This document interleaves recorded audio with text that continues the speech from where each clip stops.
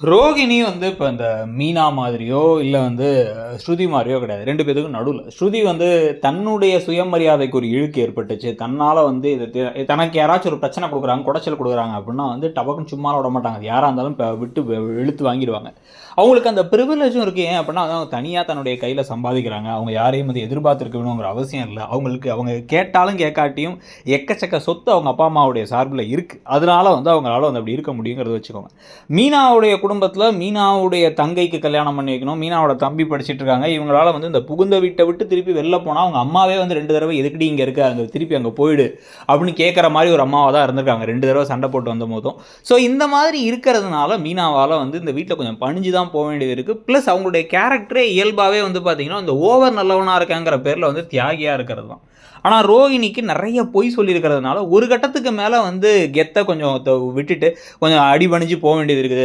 வாங்க வேண்டியதாக இருக்குது. நிஜமாவே மலேசியாவில் இருக்க 150 கோடிக்கு ஓனருடைய பொண்ணாக இருந்தாங்க அப்படின்னா வந்து நேரம் வாங்கிட்டு நான் சும்மா இருப்பாங்களா?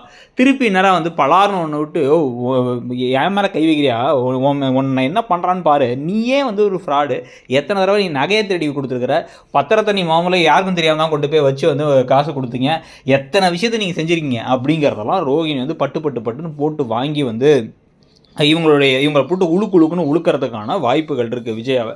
ஆனால் அதெல்லாம் இப்போ பண்ணாமல் இன்னும் ஒரு வேளை அவங்க வந்து தன்னுடைய பேரை காப்பாற்றிக்கிறதுக்காக ஒரு போலீஸ் ஆஃபீஸரையோ இல்லை நிஜமாவே கம்ப்ளைண்ட் கொடுத்து ஒரு போலீஸ் ஆஃபீஸரை கூட்டு வந்து என்னம்மா வரதட்சணை கேட்டு கொடுமைப்படுத்துறீங்களா அப்படின்னு மிரட்டி இப்போ வந்து விஜயாவை பயமுறுத்துறதுக்கு ஆட்கள் கூட்டு வருவாங்களா? இல்லை அப்படின்னா வந்து எல்லாரும் கண்டிப்பாக கேள்வி கேட்பாங்க, உங்கள் அப்பா வர சொல்லு, மாமா வர சொல்லு. அதனால் என்ன மாதிரி வகையில் தப்பிக்க போகிறாங்க? ஏன்னா எப்படியும் உடனடியாக ரோகிணி மாட்ட போகிறதில்ல.